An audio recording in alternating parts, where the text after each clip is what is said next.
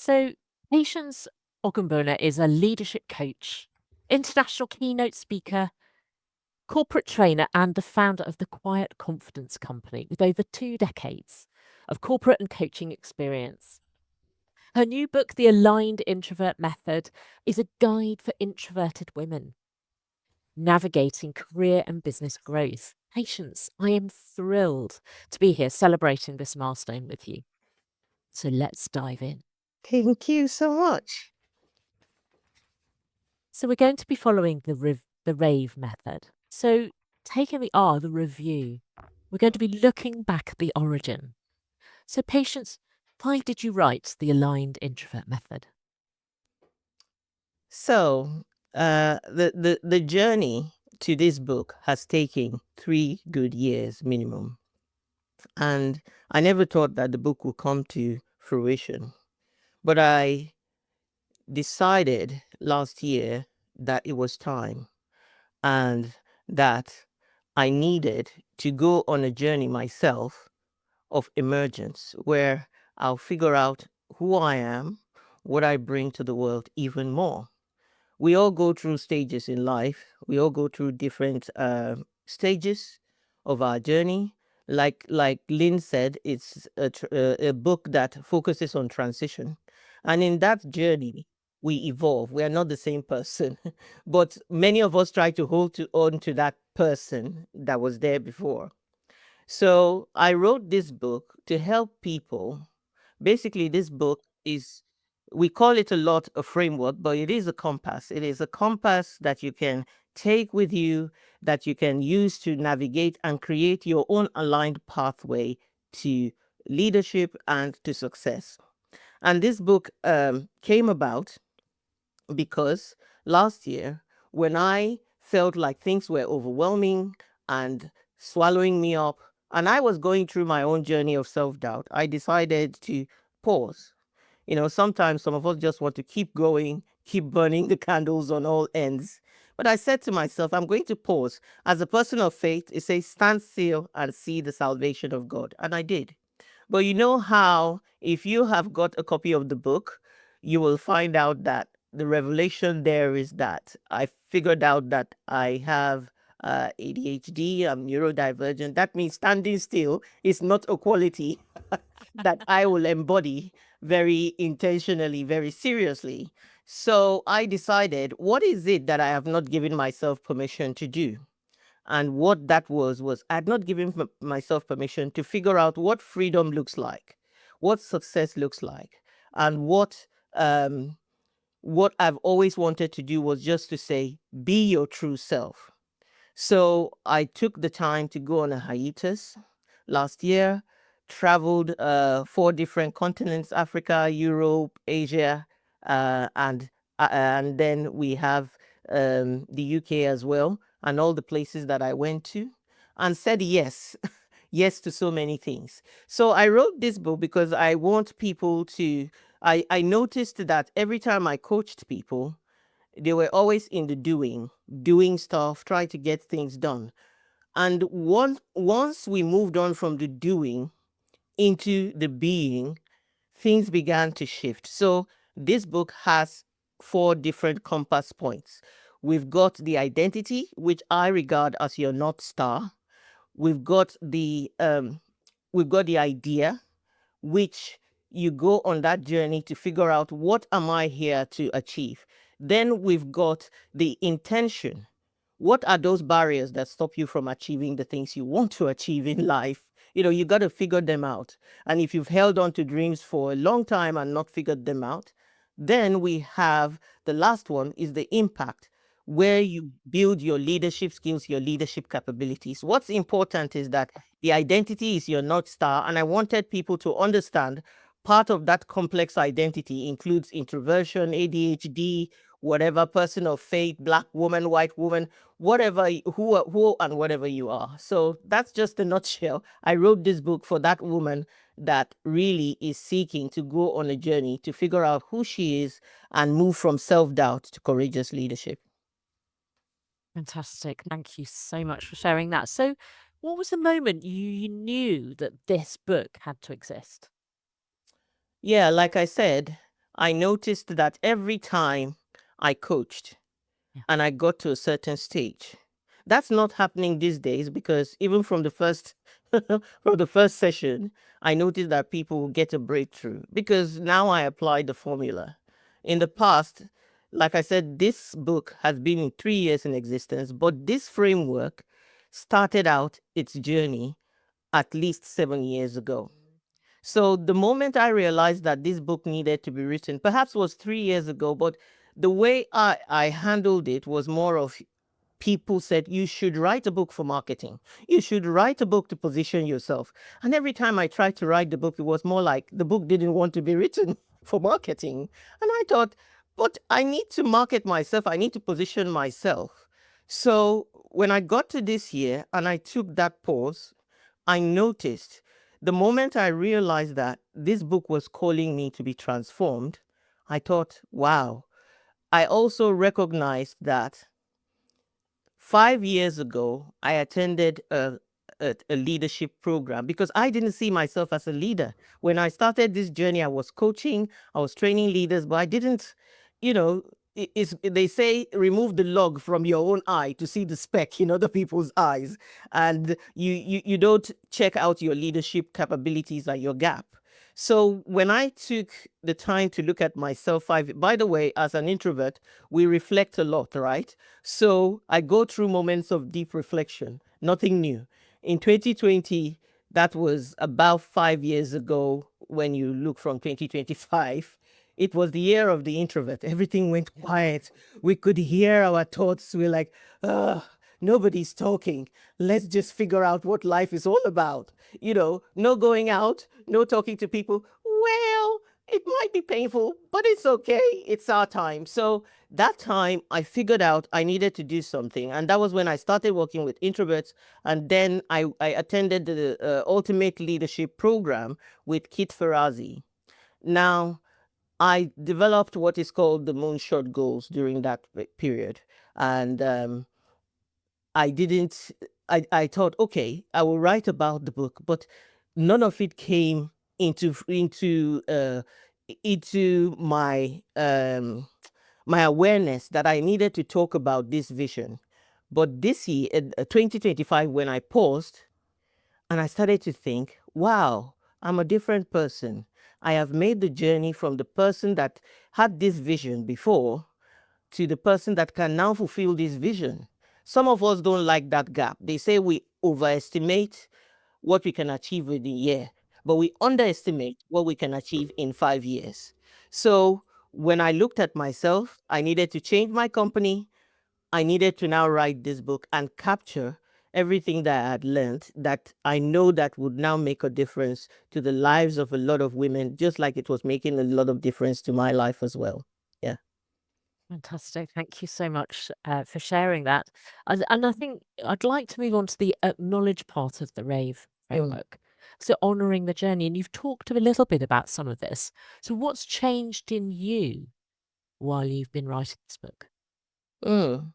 So, what's interesting is that when I first started writing this book, I called it Emergence.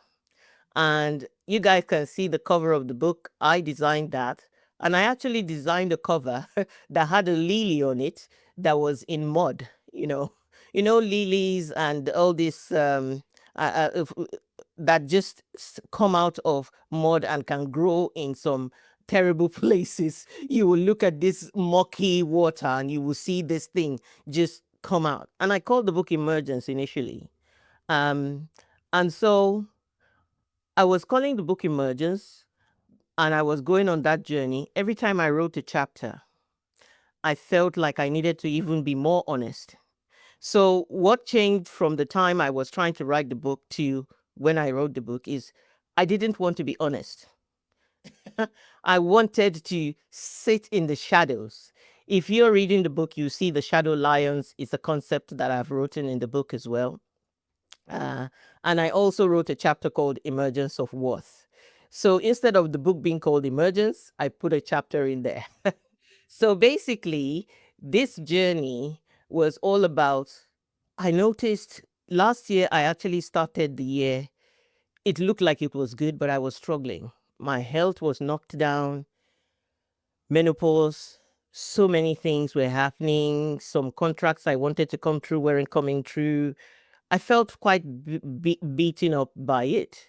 And instead of me saying, "Oh, let's just brush it aside and move on. Let's just brush aside the whole idea uh, of burnout or whatever," I said to myself, "No, I'm going to acknowledge this struggle, and I'm going to be truthful. I'm going to be honest." And that honesty, that desire and that decision to be honest allowed me to then start to write the book. The book started to emerge. And the more I wrote the book, I was transforming. The more I wrote the book, I was finding nuggets and insights. So you have a book that I started out not being able to write, coming up with 20 chapters. In fact, it was more than 20 chapters. My editor made me cut it. So it's over 70,000 words, and Amazon says it's 449 pages, although technically it's three. And I'm thinking, from not being able to write a book to writing that amount of work.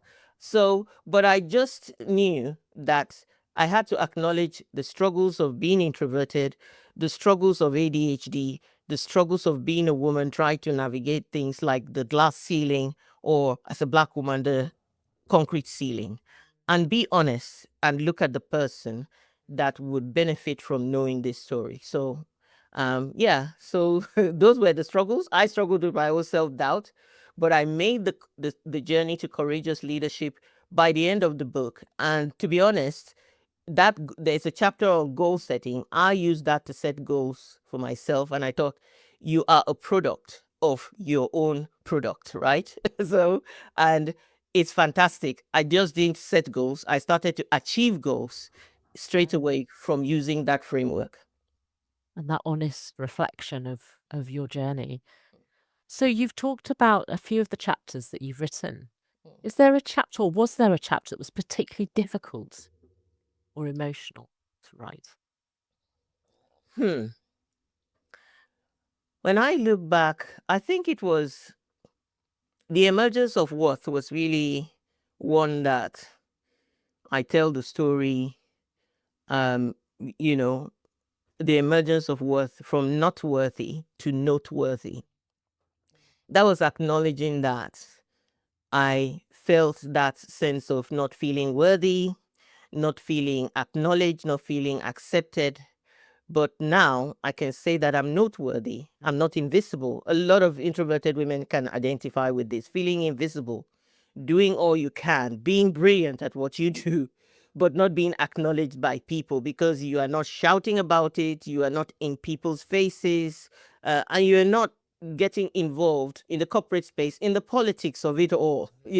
People just sidetrack you, they steal your ideas, and all sorts of things. So that was an emotional chapter to write, but one that again, one story I have to say is that the the title, "In My Head I Am Dancing," is also an intro chapter. That's another emotional chapter because it was during that period that I lost my mom, and the first self-awareness and permission I gave myself to start to love myself. So from the beginning, the book was really an emotional book. And towards the end, I talk about loneliness as a 50-year-old and acknowledging that loneliness. So just some of the things that, were difficult. The whole book was emotional. Releasing it was emotional. But one big arc I want to mention is that a lot of times I wanted to hide and not put the name of the book as the Aligned Introvert Method, which is my registered framework signature. Why? Because I kept saying to myself, you are not Simon Sinek. And some people said to me, you are not Simon Sinek, you are not John Maxwell, nobody knows you. If you put the name of your framework on your book, who cares? Who cares? Nobody cares. And I thought, I care, because I have used this to transform lives, and it's transformed my life. But I had to find the courage. So the most emotional part of this journey was when I said, the name of this book is going to be called The Aligned Introvert Method. I don't care. Yeah.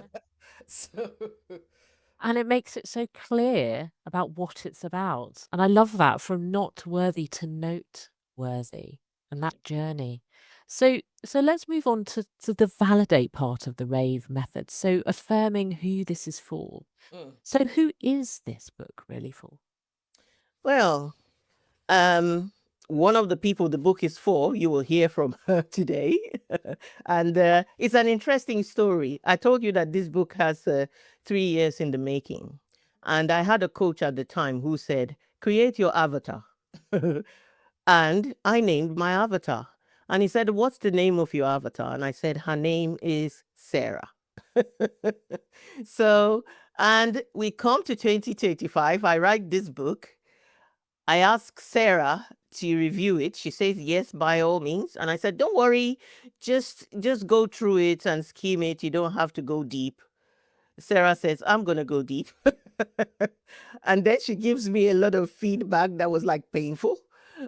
Because she wanted the book to really represent the journey. So, what's the journey of this woman? This journey of this woman, she's someone who is interested in creating her own aligned pathway and leading differently with that alignment and quiet confidence. She doesn't want to change who she is to conform to some form of narrative of leadership. And she doesn't want to play the extrovert game. She cannot see herself in many literatures, in many leadership books, but she can see herself in this one. From the very first page, when she opens it, she will see herself in it.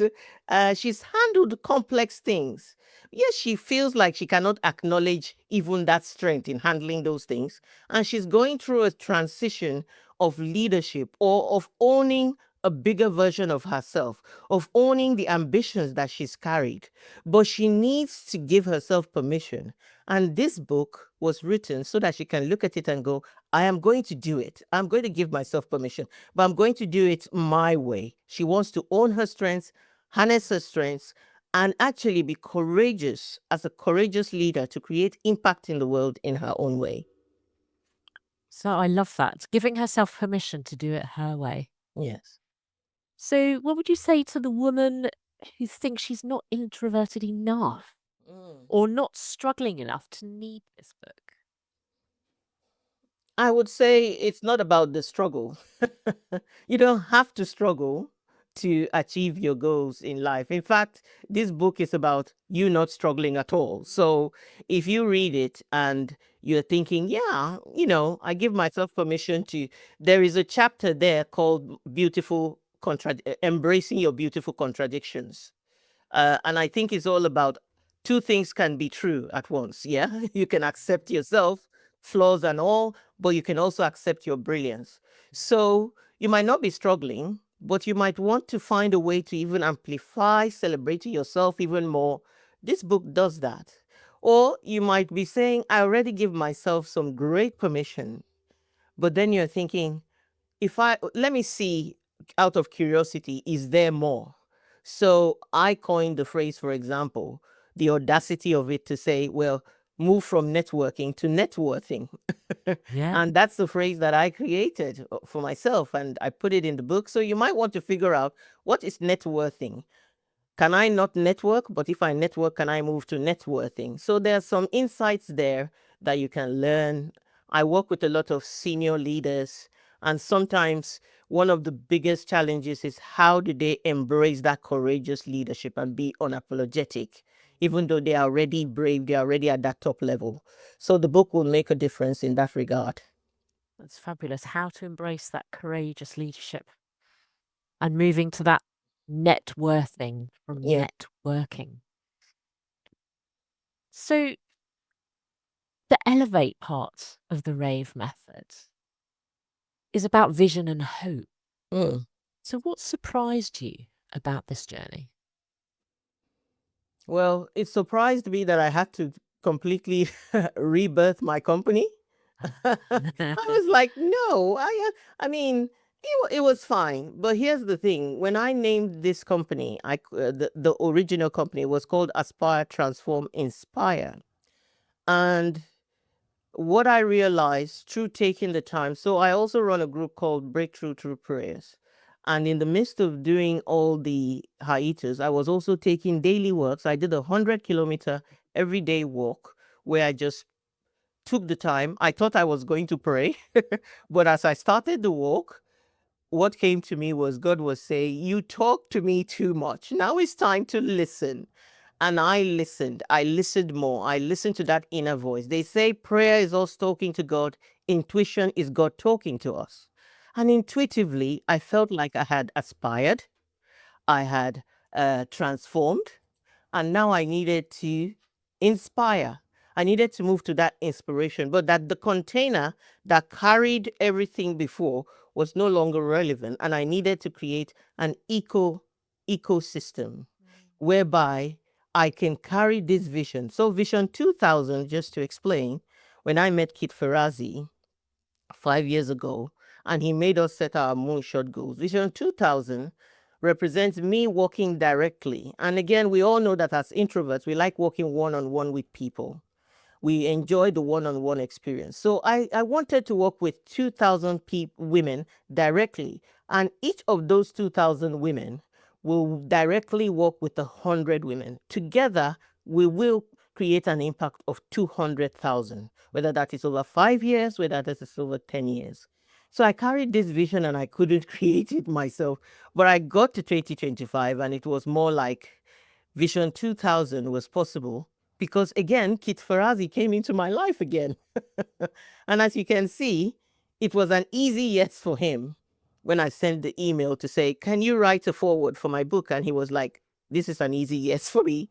And I was like, there was no way, if I hadn't made this journey and had this story, that I could actually have asked. I couldn't have asked him 5 years ago. So that journey to becoming who I am right now has helped me to connect directly with the right people who can mentor me for that next level to create Vision 2000. That's fabulous. So then you've got that Vision 2000 and impacting all of those women. So Mm. what is your biggest hope for what this book will do in the world? Yeah, I want this book to transform one woman at a time, to transform her home, to transform her work life, to help her think of what else she could bring to the world, to find the courage. And I'm not just talking about women. The thing is, when I coach women, it impacts their partners as well. So I want this book to be a book where, and if it has transformed my own life while writing it and using the courageous leadership. My husband had the challenges that he had with his work. And he had a chat with me and I said, let's talk about the courageous leadership framework and how you can use it in your work. So I want it to be a leadership manual. If a woman is going through challenges in her transition, if she's going through challenges in her leadership, she will pick up the book, she would look at a chapter, she would go through the reflection questions, she would then use that to self-coach herself, even from the beginning. If she wants to look for me, she knows where I am, but she can actually start from there to say, and the biggest thing I knew that I had to do in this book, every chapter has a reflection because I wanted us to lean into our introvert strengths and use our reflection capabilities to reflect inwards and go on that journey ourselves. So I want her to go on a journey, create her aligned pathway to the best version of herself, to quiet confidence, create magnetic presence, and achieve courageous leadership. It's fabulous, that achieving courageous leadership. So if a reader takes just one thing from this book, what do you hope that is? You're already a leader. You are already a You leader. just need to embody the time. You need to figure out what type of leader you are, what style of leadership, and begin to embody. Use the book as an opportunity to embody the leader that you want to be. So That's that's so powerful because everyone can lead. So they yes. need to decide what type of leader they want to be Mm. and embrace the courageous leadership model. Mm. So thank you so much, Patience. That's just been a beautiful description of why you've gone through this journey and what you hope that it's going to achieve in the world and how it will help people. So that vision is extraordinary. And I think the impact of that has already begun. Well,